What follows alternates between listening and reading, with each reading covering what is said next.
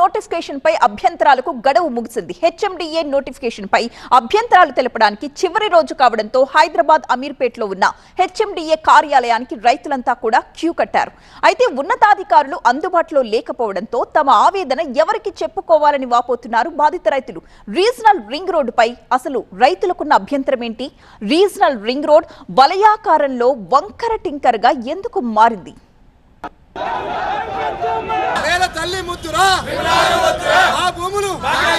Ring అంటే ఎలా ఉండాలి? గుండ్రంగా ఉండాలి, బంతి మాదిరిగా రౌండ్ గా ఉండాలి. కానీ ఈ రింగ్ ఏంటి అంతా వంకర టింకర సంకరమేళంగా ఉంది? ఎవరి ప్రయోజనాల కోసం రింగ్ రోడ్డును కాస్త వంకర రోడ్డుగా మారుస్తున్నారంటూ రైతులంతా హెచ్ఎండిఏ పై కారాలు మిరియాలు నూరుతున్నారు.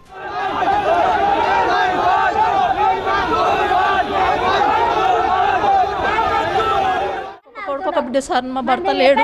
ఆ పొలం పోతే నేను బతకలేను సార్. మాకు ఉన్నది ఇట్లా 2 ఎకరాలు ఉంది, పొడుగుడు ఉంది, అంతా నా దాంట్లోకి వెళ్ళి పోతుంది.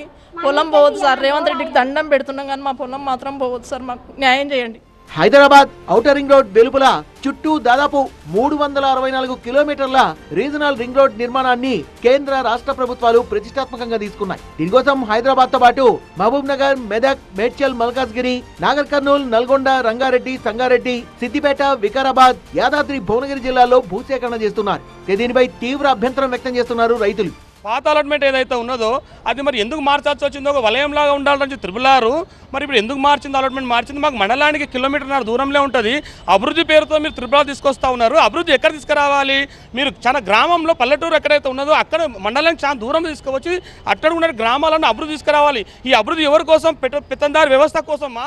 రీజనల్ రింగ్ రోడ్డును వలయాకారంలో కాకుండా వంకర టింకరగా నిర్మిస్తున్నారని ఆరోపిస్తున్న రైతులు, రియల్ ఎస్టేట్ పెట్టుబడిదారులు, బడాబాబుల కోసమే రీజనల్ రింగ్ రోడ్ ప్రాజెక్టును ఇష్టారీతిన మార్చేస్తున్నారని ఆగ్రహం వ్యక్తం చేస్తున్నారు. త్రిపులారుకు చుట్టూ ఒకే ప్రాంతము అన్నట్టు ఉండాలి లైను. కానీ చౌటుపల్లి వరకు వచ్చే వరకల్లా కార్పొరేట్కు సంబంధించిన కొన్ని కంపెనీలు ఉన్నాయి అనే దాని మీద రింగ్ రోడ్ ఇలా ఉండాలి రౌండ్గా. లావాదేవీల కోసం ఇక్కడ తగ్గించారు. మా సర్వం కోల్పోతున్నాం.